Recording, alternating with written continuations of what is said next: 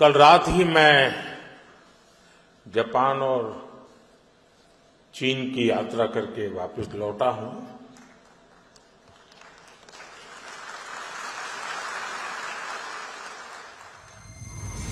দোসরা সেপ্টেম্বর 2025 চীনের তিয়ানজিন থেকে ফিরে আসার ঠিক পরের দিন নরেন্দ্র মোদী নয়াদিল্লিতে সেমিকন শীর্ষ সম্মেলনে ভাষণ দিচ্ছেন।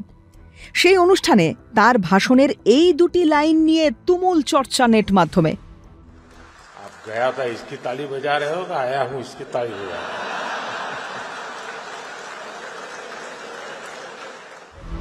কেন এমন বললেন মোদী? এমন পরিস্থিতি কি হয়েছিল যাতে তিনি নাও ফিরতে পারতেন? সাংঘাই কোঅপারেশনের বৈঠক চলছে চীনে।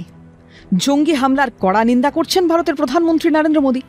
বলছেন সন্ত্রাসের মোকাবিলার কথা, বলছেন বিশ্ব শান্তির কথা। আর তখন তাকে হত্যার এক গভীর ষড়যন্ত্র করছে মার্কিন গুপ্তচর সংস্থা সিআইএ। আরএসএস এর মুখপত্র অর্গানাইজারে সম্প্রতি এমনই বিস্ফোরক দাবি করা হয়েছে।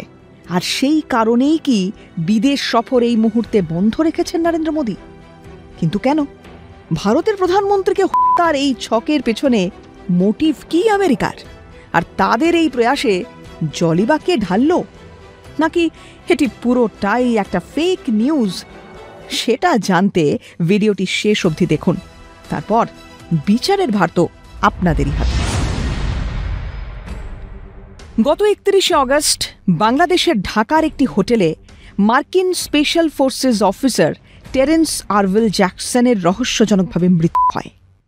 অভিযোগ, দক্ষিণ এশিয়ায় বিশেষ করে ভারতে স্পেশাল অপারেশনের জন্য টেরেন্সকে নিয়োগ করেছিল সিআইএ।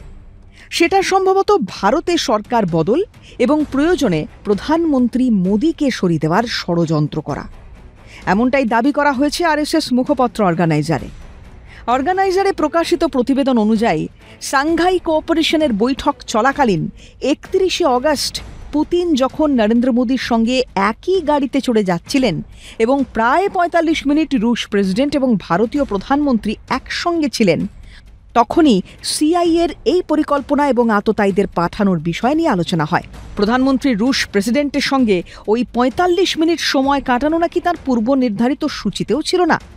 পুরোটাই পরিস্থিতি মোকাবিলা করার জন্য শেষ মুহূর্তে ঠিক করা হয়।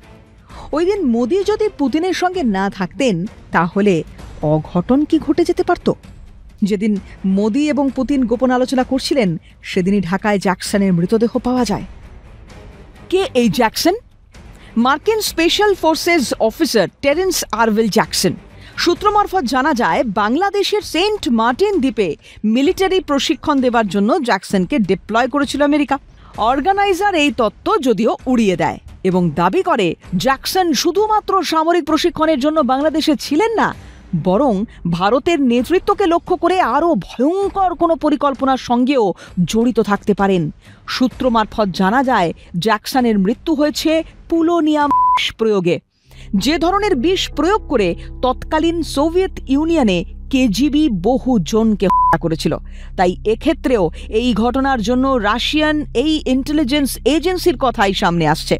তবে কতিপয় কিছু মিডিয়ায় এই ঘটনাকে রয়ের সাফল্য হিসেবেও তুলে ধরা হয়েছে। জ্যাকসনের মৃত্যুর পর অতি গোপনীয়তার সঙ্গে কোনো পোস্টমর্টেম ছাড়াই এবং লোকাল কোনো পুলিশকে জানানো ছাড়াই মার্কিন এম্বাসির কিছু ব্যক্তি ওই 5 তারা হোটেল থেকে চুপি সারে তার দেহ মার্কিন মুলুকে পাঠিয়ে দেয়।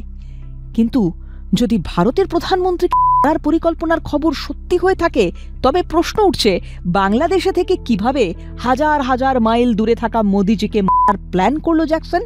চীনের মাটিতে কোনো স্লিপার সেলকে কি সক্রিয় করা ছিল জ্যাকসনের কাজ? কিন্তু এই ঘটনাক্রমগুলির কোনো প্রামাণ্য নথি সামনে আসেনি। এবার আসি মোটিভে। যদি এই ঘটনা সত্যি হয়ে থাকে তাহলে এর পেছনে একটা কারণ থাকার কথা।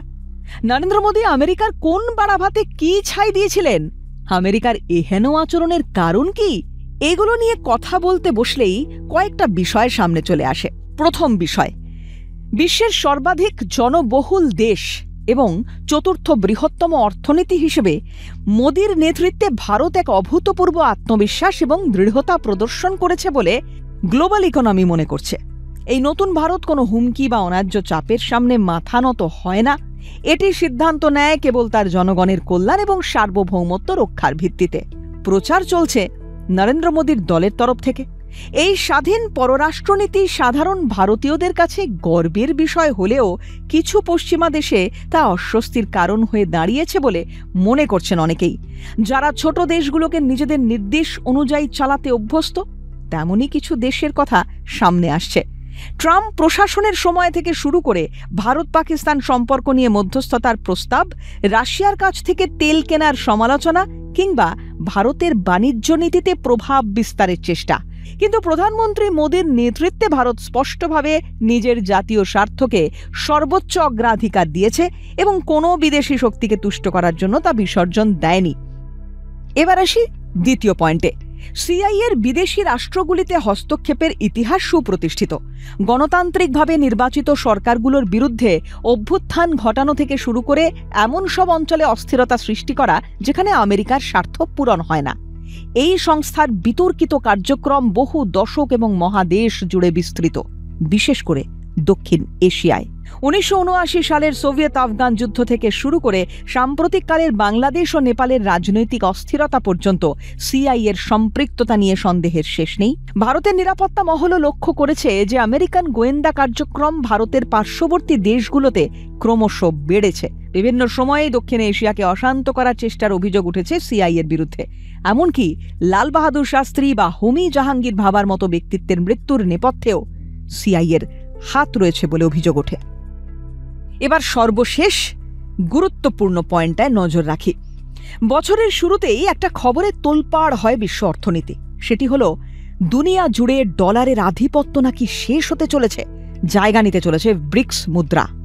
ব্রিক্সভুক্ত দেশগুলোর মধ্যে রাশিয়াই প্রথম ডলারের বিকল্প হিসেবে ব্রিক্সের নাম প্রস্তাব করে।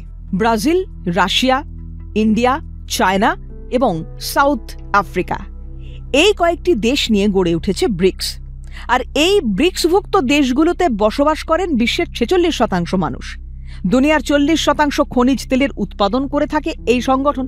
পাশাপাশি বিশ্বের মোট অভ্যন্তরীণ উৎপাদন বা জিডিপির দখল রয়েছে ব্রিক্সভুক্ত দেশগুলির কাছে।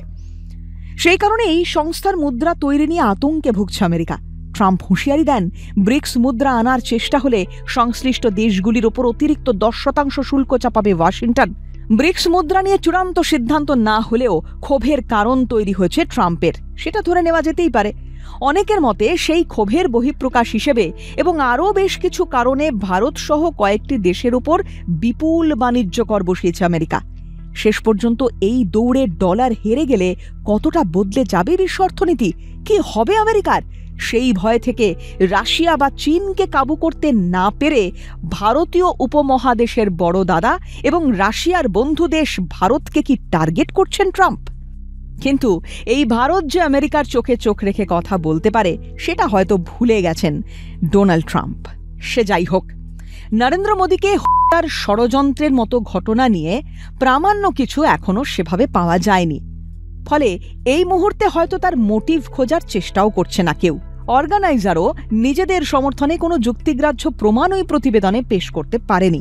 ফলে 31শে অগস্ট ঢাকায় আসলে কি ঘটেছিল তা কখনো প্রকাশ্যে আসবে কিনা তার উত্তর সময়ের গর্ভে। আপনি কি বলেন?